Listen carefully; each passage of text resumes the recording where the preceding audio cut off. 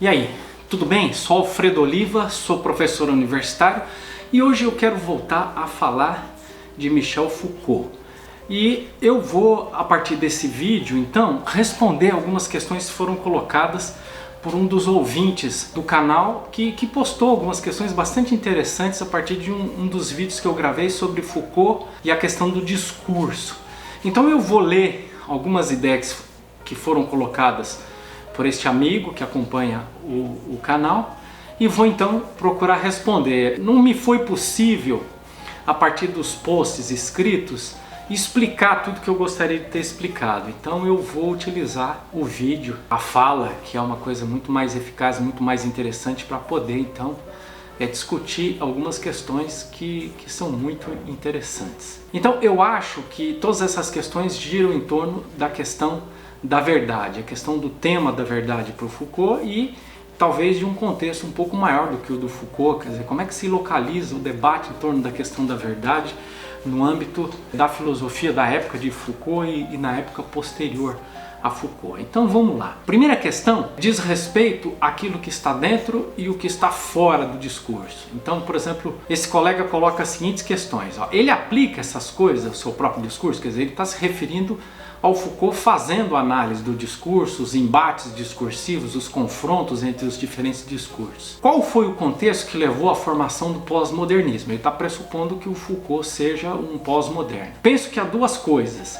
A primeira foi as duas guerras mundiais que abalaram a crença da intelectualidade na modernidade. A outra foram as revelações do que estava ocorrendo na União Soviética no pós-guerra, quando a intelectualidade percebeu que aquilo estava muito longe da utopia comunista. O pós-modernismo nasce do fracasso da modernidade, mas ele não coloca nada no lugar, ele simplesmente legitima os escombros. Então vamos lá, há várias questões interessantes aqui. Primeiro, eu acho que a questão mais interessante, mais bem colocada aqui nesse comentário ele aplica essas coisas ao seu próprio discurso, ou seja, o Foucault, ao se colocar como um analista da verdade, o Foucault entra nessa polêmica da verdade. Ele certamente é uma pessoa que a gente poderia chamar de perspectivista, ou cético, ou alguma coisa parecida, ou seja, ele provavelmente acredita que não exista verdade como fato objetivo,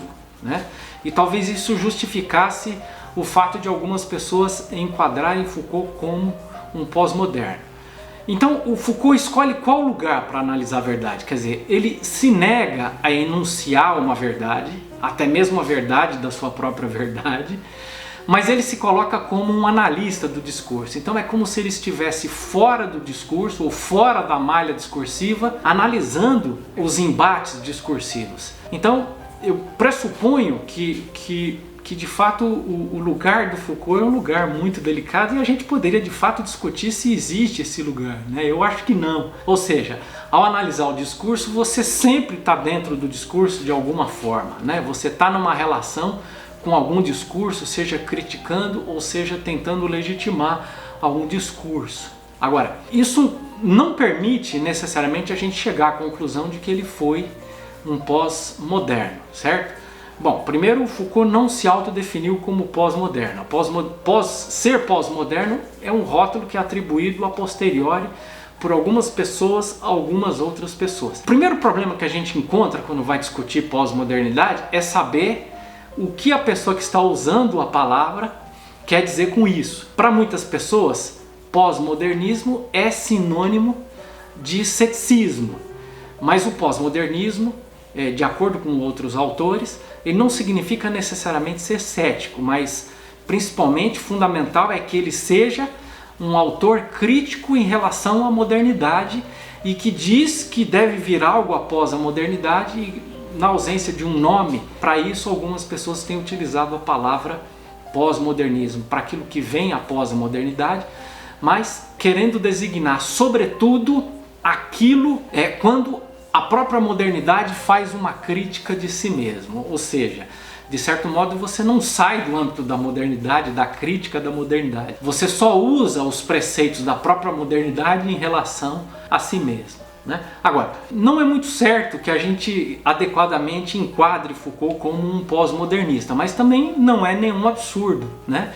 Há muitas pessoas que enquadram Foucault, então eu não vejo como altamente problemático enquadrar Foucault como pós-modernista. Agora, a questão é, o que estaria atrelado à pós-modernidade, né? Por exemplo, eu quando uso a palavra pós-modernidade, eu sempre penso muito mais em termos filosóficos e não em termos sociais. Do ponto de vista social, o que seria, ou quais seriam os fatores desencadeadores para a pós-modernidade ou para aquilo que se supõe ser a pós-modernidade? A gente poderia muito bem tomar fatores como esse meu amigo aqui muito bem colocou. A gente poderia colocar um ceticismo desencadeado pela experiência de 2 guerras mundiais, ou ceticismo desencadeado, de certo modo, por uma certa frustração em relação ao comunismo soviético, né? Quer dizer, a ideia seria, bom, se existe uma guerra, se essa guerra leva as pessoas a se autodestruírem ou destruírem umas às outras, então o ser humano não tem futuro e então a gente desemboca num ceticismo. Ou, se a utopia comunista não funcionou nessa circunstância, ela não vai funcionar nunca, né? Eu acho que são pressupostos que podem ser discutidos. Enfim, são boas questões aqui, eu gosto bastante dessas questões colocadas por esse colega e eu acho que elas ajudam também bastante a gente discutir e esclarecer melhor as coisas. Depois, vem uma outra afirmação que diz respeito ao, talvez, perspectivismo de Foucault e as aporias que um perspectivista se coloca ao assumir esse posicionamento. Então diz assim o nosso colega: Foucault não acredita que exista verdade, apenas discursos lutando pelo poder. Mas isso que ele está falando é uma verdade ou é apenas um discurso lutando pelo poder? É como o paradoxo cretense, no qual o cretense diz que todos os cretenses só dizem mentiras. Para Foucault sair do paradoxo, ele tem que dizer que não existe verdade, com exceção daquele que ele está proferindo. A única verdade universal é a que diz que não existem verdades universais. Parece uns trechos da Bíblia que dizem que todos os deuses são falsos e apenas Javé é o verdadeiro Deus. É discutível. Foucault, que eu tenha lido, ele em momento algum diz que não existe verdade. O que o Foucault faz é analisar a verdade, a pretensão de verdade do discurso médico, do discurso jurídico e por aí vai. Então, que eu me lembre, pode ser que isso tenha passado despercebido ou que exista algum lugar que eu não tenha lido ainda, em que o Foucault diz que não existe verdade. Eu não sei se Foucault é tão cético a ponto de dizer, olha, não existe verdade, é certo a verdade que eu estou enunciando. Eu arriscaria dizer que a gente apenas pode concluir que não existe verdade para o Foucault, mas ele não enuncia que não existe verdade, ele não diz isso. A gente só pode concluir isso a partir da própria análise e das consequências daquilo que ele faz. Ele está falando uma verdade ou é apenas um discurso lutando pelo poder? Bom, o Foucault, quando fala de poder, ele não diz que o poder se configura apenas por intermédio dos discursos, né? Quer dizer, o poder funciona através de dispositivos que podem englobar discursos, mas podem englobar também práticas muito palpáveis, muito concretas, né? Então o Foucault, num certo sentido, é bastante empirista. Quando ele faz uma afirmação sobre o discurso jurídico, ele demonstra isso a partir de uma farta documentação. Então não é, no meu modo de ver, uma afirmação adequada dizer que Foucault só acredita, né, que existam discursos lutando pelo poder. Não. Para o Foucault existe muito mais do que discurso e ainda assim ele não diz que não existe nada além de discursos. Ele trabalha sempre com documentos, com questões empíricas. Vamos lembrar a História da Loucura, ele trabalha com documentos do campo psiquiátrico, médico. Em Vigiar e Punir, ele trabalha com uma série de documentos do mundo antigo, do mundo moderno. Na História da Sexualidade ele visita o mundo antigo, trabalha com documentos. Então o Foucault não é um filósofo que faz afirmações abstratas, ele faz afirmações com base em documentos e procura fazer uma análise crítica desses documentos e procura demonstrar como esses documentos expressam uma pretensão de verdade. Por outro lado, eu não vejo necessidade de colocar o Foucault nessa aporia similar ao paradoxo cretense, né? Que é uma aporia. O que é uma aporia? você quando faz uma afirmação ou quando você segue um determinado caminho filosófico, você chega no momento em que você não tem mais saída, né? Então, por exemplo, se você for cético e dizer, olha, não existe verdade, você está enunciando uma verdade para dizer que não existe verdade. Mas como Foucault não enuncia que não existe verdade, eu não sei se é necessário discutir isso, porque é provável que ele não acreditasse na verdade, mas ele jamais, o que eu saiba, ele não enunciou isso e nem defendeu isso. Ele apenas ficou discutindo as diversas pretensões de verdade e procurou discutir como a verdade procura se constituir historicamente. Agora, o que eu posso dizer é que o Foucault, e eu já gravei um vídeo sobre isso, Foucault afirmava que não tem problema que as pessoas usem as ideias dele, inclusive contra ele mesmo. Então eu acho que você criticar o Foucault é ainda fazer algo que está dentro do espírito do Foucault, porque o Foucault não se pretendia um sábio, um religioso, um fundamentalista, uma pessoa que enuncia verdades que não podem ser questionadas. Pelo contrário, ele dizia, olha,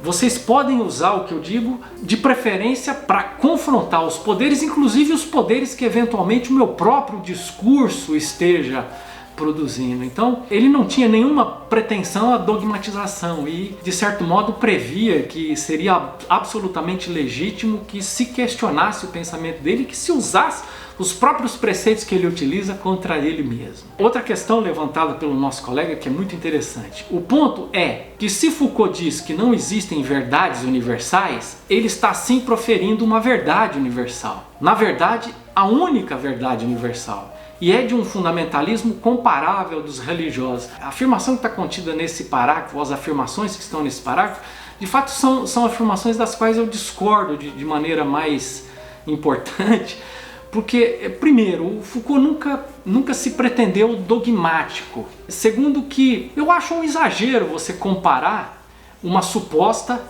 afirmação que o Foucault nunca fez e dizer que em função disso você pode compará-lo aos fundamentalistas religiosos, né? Eu poderia simplesmente propor, ao invés de um debate filosófico sobre isso, a gente poderia propor simplesmente uma tarefa prática.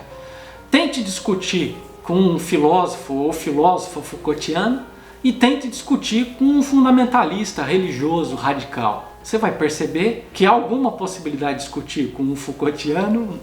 Suponho que não haja nenhuma possibilidade de discutir com um fundamentalista de caráter religioso. Então, assim, eu acho, essa sim é uma afirmação que eu considero bastante exagerada. Eu acho que uma comparação, no meu modo de ver, descabida. Mas certamente o nosso amigo tem razões para dizer isso e tem, naturalmente, todo o direito de pensar de forma diferente de mim. Eu não estou aqui para contestar o que ele diz, eu estou aqui simplesmente para esclarecer o que eu penso e procurar, através dos vídeos que eu faço, trazer alguma luz para quem estuda Foucault, no caso específico aqui. É só isso. As pessoas têm direito de continuar pensando de forma diferente de mim. Naturalmente que isso não é uma atitude de um fundamentalista religioso, né? Por exemplo, se eu fosse um fundamentalista religioso, eu diria: você jamais pode pensar de forma diferente, é um absurdo.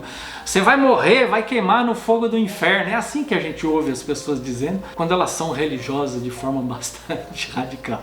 Se você não aceita a verdade dela, existe um juízo sobre a sua vida, né? Eu não acho que exista nenhum juízo sobre a vida de quem não é Foucaultiano, né? Muitas formas de se viver, existe vida fora do Foucaultianismo, tá bom? E, por fim, uma última questão. Acho que tem algo de verdade em dizer que a verdade é construída em circunstâncias bem específicas. Podemos pensar que as circunstâncias que levaram a ele pensar foram aquelas que falei anteriormente. As duas grandes guerras e a falência do comunismo. Mas isso não quer dizer que o que se acredita ser verdade seja apenas isso. A verdade pode nunca ser completa, mas ela tem que pelo menos descrever em algum nível como as coisas realmente são. Acho que Foucault confunde o que pensamos ser verdade com o que de fato é verdade. Uma coisa é o sujeito achar que a namorada dele o está traindo, outra é ela de fato o estar traindo. Bom, tem algumas questões bastante interessantes aqui, né? Eu concordo que todo relativista necessariamente desemboca numa aporia, né? Ou seja, para você relativizar tudo que existe, você tem que pelo menos fazer uma afirmação absoluta, mas o fato de existir essa aporia não significa que eventualmente a relatividade não exista, certo? Agora, ela tem um limite. O mínimo que a gente tem que dizer sobre o perspectivismo ou relativismo é que ele nunca pode ser absoluto. Ele tem que, pelo menos, se sustentar ao menos em uma única afirmação, que é a afirmação da relatividade de todas as demais afirmações. Então, de fato, a gente cai sempre nessa aporia, mas isso não significa que a verdade exista independentemente das circunstâncias que a constituem. Isso também não significa que o Foucault tenha dito que a verdade independe das circunstâncias, né? Agora, vamos lá, eu acho que existem algumas questões interessantes aqui. Essa ideia defendida especificamente nesse parágrafo é aquilo que a gente poderia designar como pensamento tipicamente moderno, e a gente poderia usar a palavra metafísica não no sentido religioso, mas metafísica no sentido de que existe um fundamento, de que existe alguma verdade, ainda que ela não possa ser conhecida, ou que a verdade exista como realidade objetiva. É isso que a gente chama de metafísica, né? Uma espécie de valor ou a realidade como fenômeno objetivo, né? Nesse sentido, a gente pode dizer que o Foucault, por tudo aquilo que ele diz, a gente pode supor que ele jamais compreendeu a realidade ou a verdade independentemente das afirmações e dos mecanismos que permitem as pessoas constituírem a verdade. Nesse sentido, nosso amigo aqui tem total razão. De qualquer forma, eu acho que o Foucault é um pensador pós-metafísico. Ele não raciocina a partir de um ponto de vista metafísico. Ele não procura fundamentar o seu pensamento. E os pensadores pós-metafísicos, eles não são necessariamente céticos ou absolutamente relativistas. Se você pegar, por exemplo, o americano Richard Hort, o filósofo neopragmatista, ele vai falar sobre verdade, mas não verdade no sentido metafísico, não no sentido de verdade como uma afirmação que corresponde àquilo que de fato acontece no mundo objetivo, mas a verdade fundamentada de um ponto de vista pragmático ou prático, ou seja, em tese os seres humanos acreditam naquilo que é útil a eles acreditarem, ou podemos defender a utilidade de se acreditar em algo e a utilidade de não se acreditar em outras coisas, né? Então, isso é chamado de concepção de verdade não metafísica. Só para esclarecer para os nossos ouvintes de que você ser um pensador pós-metafísico não significa necessariamente que você tenha aberto mão da verdade. Você só não enuncia uma verdade num sentido metafísico, né? Além disso, nós temos outras questões. Por exemplo, a gente poderia discutir filosofia da linguagem, né? Quer dizer, afirmações ou as palavras nem sempre são utilizadas para descrever fenômenos objetivos, empíricos existentes no mundo. Muitas vezes a linguagem é utilizada simplesmente para fazer coisas. Ou seja, a linguagem, em algumas circunstâncias, ela não tem uma função referencial ou descritiva daquilo que está acontecendo no mundo. Por exemplo, os verbos imperativos que indicam ordens, que têm uma função pragmática, onde você age, inclusive, por intermédio da própria linguagem. Eu ordeno que você pare de fazer isso agora. Não tem referente, não tem um fora da linguagem. A própria linguagem é um modo de ação, é um modo de coerção, né? Então, um pouco só para a gente tornar o debate um pouco mais complexo, tá bom? Eu agradeço muito essas questões que são colocadas, eu de fato aprecio muito poder discutir, poder debater e poder também esclarecer pontos de vista que muitas vezes não ficam suficientemente claros em função da proposta do canal, que é trazer ideias de forma homeopática, né? Quer dizer, se eu fizer vídeos muito longos ou muito complexos, eles se tornam difíceis para as pessoas acompanharem, né? E às vezes nessa ideia de fazer um vídeo de 10, 12 minutos eu não consigo expor todo o pensamento de um autor, eu não consigo expor todo o meu pensamento. Eu preciso fazer isso a partir de vários vídeos para que a gente continue fiel a essa proposta de caráter didático, tá bom? Mas oportunamente eu vou gravar vídeos e procurar ajudar as pessoas, ou procurar responder, ou procurar fomentar esse debate, que é uma coisa sempre bastante importante, tá bom? Se você assistiu esse vídeo até aqui, não esqueça de se inscrever no canal, de curtir, de compartilhar se puder nas suas redes sociais e continuar deixando aí as suas impressões, as suas críticas, as suas reações, as suas opiniões e, se possível, vamos debater. Um abraço e até o próximo vídeo.